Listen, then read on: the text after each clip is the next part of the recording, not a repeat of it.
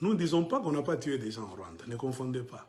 Il y a eu des crimes, des atrocités, oui, on a tué beaucoup de gens. Maintenant, la répartition des tâches, c'est là où il y a trop de mensonges.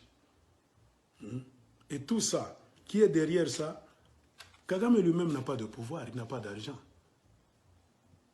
C'est les multinationales. Et pour mieux savoir le rôle que ces multinationales jouent, j'ai lu un livre. Qui était président en 1994, quand il y avait le génocide du Rwanda? C'est Bill Clinton. Tout ça, c'est l'administration Bill Clinton qui avait organisé ça. Et quand vous voyez ça, remarquez. J'ai eu la chance d'attraper ce livre. Quand vous lisez ce livre, hein, vous allez comprendre ce qui se passe dans le monde. Si les Congolais sont en train de souffrir aujourd'hui, c'est à cause de la famille Clinton. Le livre s'appelle Clinton Cash, l'argent de Clinton.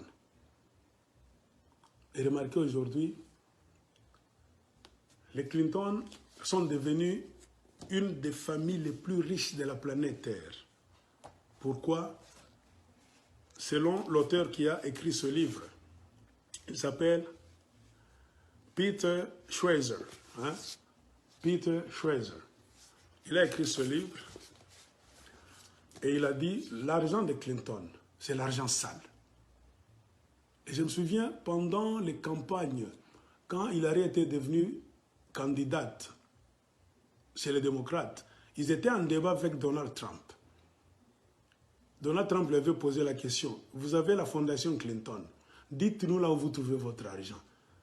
Hillary Clinton a voulu parler, il y a même des vidéos, tout ça. Hein? Entrez même si vous avez des internets chez vous, sur YouTube, écrivez Donald Trump and Hillary Clinton debate. Vous allez voir Donald Trump en train de dire que votre organisation, c'est une organisation criminelle. C'est-à-dire qu'il y a trop d'argent sale dans votre organisation. C'est ce qu'on appelle fondation. Donald Trump disait à Hillary clairement, your foundation is a criminal enterprise. C'est-à-dire votre fondation, c'est une entreprise criminelle. Donald Trump connaît beaucoup de choses. But just briefly, the Clinton Foundation made it possible for 11 million people around the world with HIV/AIDS to afford treatment, and that's about half of all the people in the world. But there is no evidence, but there is a lot of evidence about the very good work and the high rankings that the Clinton Foundation It's a criminal enterprise. Saudi Arabia giving $25 million, Qatar, all of these countries. You talk about women and women's rights. So these are people that push gays off buildings.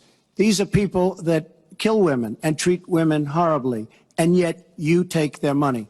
So I'd like to ask you right now, why don't you give back the money that you've taken from certain countries that treat certain groups of people so horribly? Why don't you give back the money? I think it would be a great gesture, because she takes a tremendous amount of money, and you take a look at the people of Haiti. I was at a little Haiti the other day in Florida, and I want to tell you, they hate the Clintons, because what's happened in Haiti with the Clinton Foundation is a disgrace. And you know it, and they know it, and everybody knows it. Well, very quick. Donc Donald Trump comme un fou. Mais ce monsieur a raison très bien. On veut le mettre à côté, pourquoi? Pendant sa présidence, il est en train de détruire les réseaux que la famille Clinton avait déjà tissés pour créer des guerres et s'enrichir au détriment de beaucoup de gens en Afrique. Et spécialement le Congo, c'était leur terrain. Selon le livre, quand vous lisez, il y a un chapitre qui m'a intéressé. Surtout vous qui êtes au Canada, aux États-Unis, moi je me plains, même en Afrique du Sud.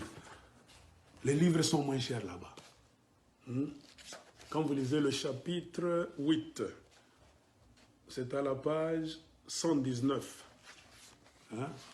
On vous dit World Economics, the Clinton do Africa. Donc, les Clinton ont su créer une économie de warlords, les seigneurs de guerre. Cette famille, c'est une famille démoniaque, satanique. C'est eux, ils mettent dans chaque pays les seigneurs de guerre. C'est-à-dire, c'est eux qui créent des rebelles. Ils leur donnent des armes pour déranger les pays dans lesquels ils veulent pénétrer pour voler. Et le cas le plus flagrant, c'est la République démocratique du Congo. Clinton, c'est lui qui a mis la fondation en 1994. C'est Clinton qui a choisi Kagame. C'est Clinton qui a fourni beaucoup d'armes à Kagame, qui lui a donné dans les mains de Museveni, prépare-moi le terrain pour entraîner ces gens. C'est Clinton qui a aidé Kagame à prendre le pouvoir. C'est Clinton qui a corrompu, qui a bloqué les actions de l'ONU. C'est Clinton qui a bloqué la France. C'est Clinton qui a bloqué la Belgique pour ne pas même sauver des gens au Burundi et au Rwanda. Donc on pouvait sauver beaucoup de gens là-bas, que ce soit des Hutus ou bien des Tutsis, pendant les choses là qui s'est passées. Imaginez-vous, les gens commencent à s'entretuer. La vérité, on te dit, c'est quoi? Clinton avait donné trop de possibilités à Kagame.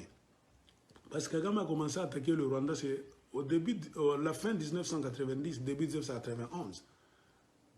Les accords d'Arusha étaient là, en 1992, 93, début 94. Ils étaient toujours dans les accords d'Arusha. C'est-à-dire au moins 2 ans et demi ou bien 3 ans. Les militaires de Kagame avaient pénétré. Ils s'étaient infiltrés sur toute l'étendue du Rwanda, comme ils sont au Congo aujourd'hui. Et quand ils ont vu qu'ils étaient prêts, ils avaient occupé tous les points stratégiques en infiltration. Les autres étaient comme en civil, mais ils étaient déjà là, ils communiquaient.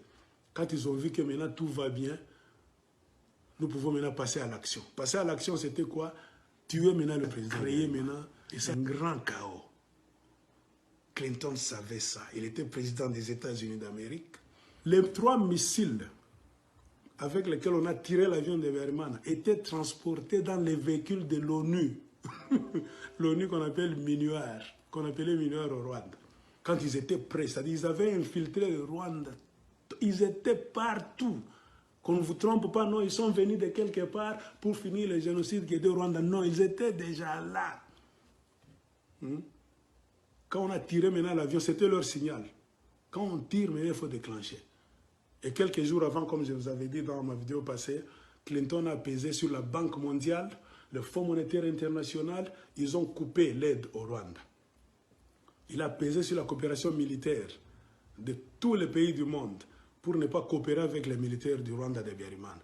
C'est-à-dire qu'ils ont placé le Rwanda de Biarimana sous embargo militaire. On était derrière. C'est-à-dire, et tout ce qu'il fait, ce n'était pas pour rester au Rwanda, en prévision donc de faire sauter le verrou, c'est-à-dire de mettre leur homme à Kigali, et Museveni était déjà leur homme en Ouganda, pour commencer maintenant à faire la guerre au Congo, percer entrer au Congo. C'était ça l'objectif ultime.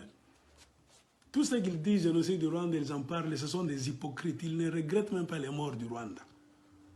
Pourquoi ils ont fait ça sciemment? C'était le sacrifice rwandais qui allait permettre à Kagame de prendre le pouvoir, de percer la porte du Congo pour voler les richesses les plus chères de la planète Terre et rester là. Et ce sont ces richesses-là qui ont permis à beaucoup de gens de devenir riches. Clinton a tissé ces liens-là. Il savait qu'un jour je ne serais plus président. Avant mon départ, c'est pourquoi il a tout fait pour tuer Laurent Désiré Kabila. Pour qu'il savait que si moi je finis ma présidence, je pars. Il peut y avoir un autre président américain qui peut venir, qui sera contre mon idéologie. Il peut venir changer les choses. Kagame ne sera plus dans de bonnes mains.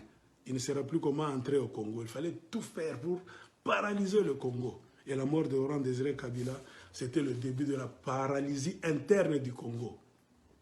Et ils ont utilisé la méthode qu'ils utilisaient au Rwanda. Travailler avec l'ONU, la MINUAR, qui est devenue MONUC, MONUSCO, qui fait le même job qu'au Rwanda, qui fait entrer les armes, qui fait infiltrer même les Rwandais au Congo. Donc nous sommes combattus par l'ONU et beaucoup d'institutions du monde. Et Clinton s'est retiré, il n'est plus président, mais il a réussi de mettre en place des organisations. Il a réussi à donner les mines du Congo à des multinationales. Et maintenant, comment est-ce qu'il reçoit l'argent? Il s'est retiré, il a formé, c'est ça, selon ce livre. En se retirant, Clinton a formé ce qu'on appelle la Fondation Clinton. Il s'est retiré là, il se met comme un bon.